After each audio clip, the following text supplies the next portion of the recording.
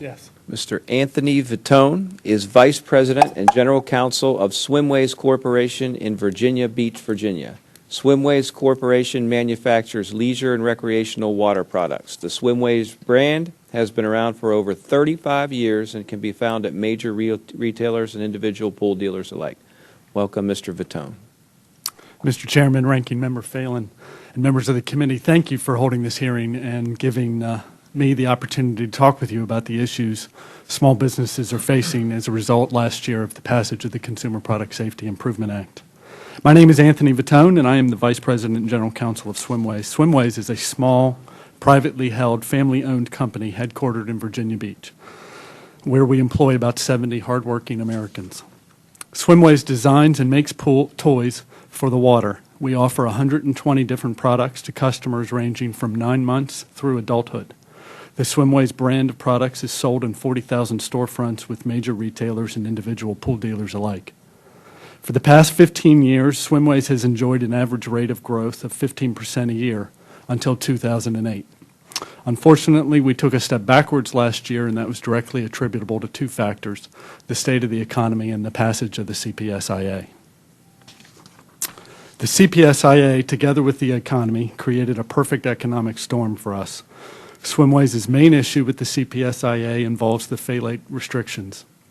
While we would agree that there are issues with other provisions in the Act, I plan to focus my testimony today on 4 issues regarding the CPSIA and the new phthalate restrictions. The first issue that we have is the timing of the phthalate ban was, in our opinion, the single biggest disaster in the CPSIA.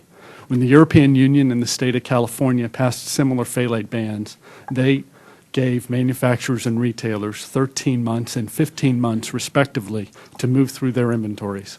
Conversely, the CPSIA, as written, only gave manufacturers and retailers 5 months. For any consumer product company, this would be wholly inadequate.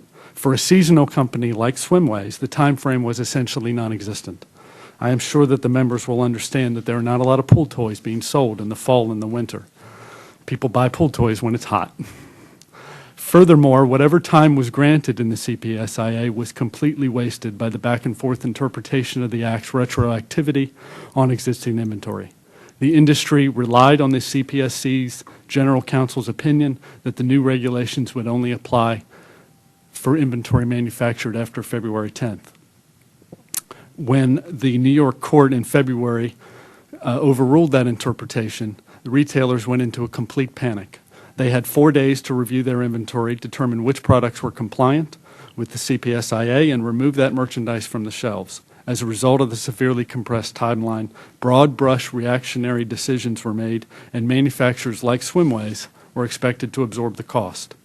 The same product, if sold by a retailer on February 9th, 2009, was perfectly acceptable and safe by government and industry standards. The next day, that same product became a toxic and dangerous weapon of mass destruction. Our second issue with the phthalate restrictions is the CPSIA included a specific legislative exemption for embedded lead. However, no such exemption was given for the significantly more benign phthalates. Swimways makes a number of products where there is no ability to access the phthalates unless the customer essentially destroys the product. These products present no risk to the consumer and should be available for sale. Third, both the CPSIA and the California legislation permit the use of 3 phthalates, DINP, DIDP, and DNOP, depending on the age grade of the product.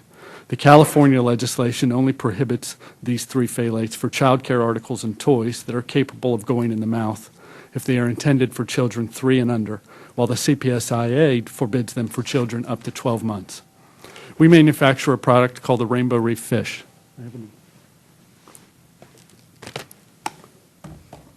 These are battery-powered fish that swim in a swimming pool. We've sold over 7 million units of this product. Prior to 2009, the fins of these fish were made with phthalates.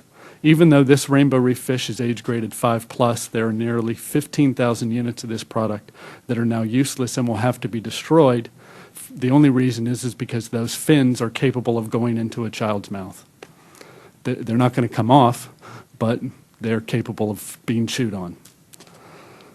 Adding further confusion to the marketplace is the exemption for sporting goods in the CPSIA. It is not clear what the definition of sporting good is and what the definition of toy is. The CPSC has offered limited guidance, but more detailed criteria are needed. In our experience, retailers are not willing to take a chance and are using a broad brush approach. If it's for a kid, it's a toy. We manufacture another product called the Spring Jam Basketball and have sold over 750,000 units of this product since 2005. This product here. A